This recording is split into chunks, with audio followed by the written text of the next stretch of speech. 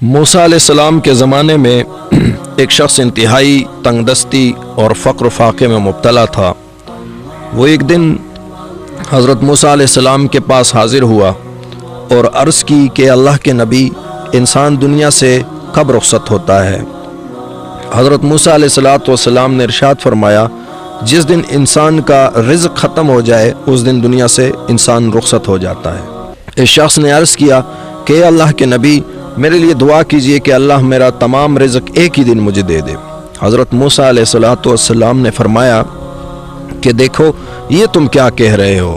اس نے عرض کیا، اے اللہ کے نبی، اتنے عرصے سے میں تنگ دستی اور فقر و فاقے میں مبتلا ہوں، اور میں اور زندگی بھی مجھے علم ہے کہ اسی طرح تنگ دستی میں شاید گزرے گی، لہٰذا میں آپ سے یہ درخواست کرتا ہوں کہ آپ اپنے رب سے دعا کریں، اللہ میرا تمام رزق مجھے اکٹھا دے دے تاکہ اس تنگی والی زندگی سے مجھے نجات مل جائے۔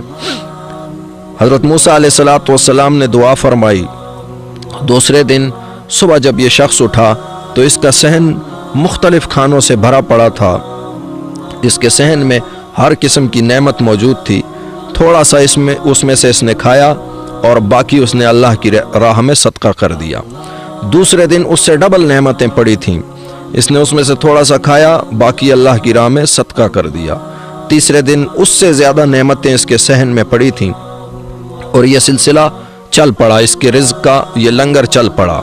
تو لوگوں نے حضرت موسیٰ علیہ السلام کے پاس آ کر شکایت لگائی کہ اللہ کے نبی، آپ تو فرماتے ہیں کہ جس شخص کا رزق ختم ہو جائے وہ دنیا سے رخصت ہو جاتا ہے، لیکن یہ شخص تو اس کا رزق تو دن بدن بڑھتا جا رہا اور یہ آج بھی دنیا میں زندہ موجود ہے۔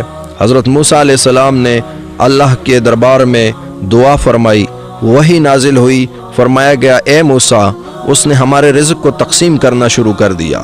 ہم اسے رزق دیتے ہیں، وہ اس میں سے تھوڑا سا کھا کے باقی ہماری راہ میں خرچ کر دیتا ہے، پھر دوسرے دن ہم اسے ڈبل کر کے دے دیتے ہیں، وہ اسے پھر دوبارہ ہماری راہ میں خرچ کر دیتا ہے، اور ہمارا وعدہ ہے کہ جو شخص ہمارے راستے میں خرچ کرے گا تو اس کو ہم اس کا دگنا اجر عطا فرمائیں گے۔ میرے عزیزو، اگر اپنے رزق میں وسعت چاہتے ہو تو یتیموں کی، غریبوں اور بیواؤں کی، مسکینوں کی مدد کیا کرو۔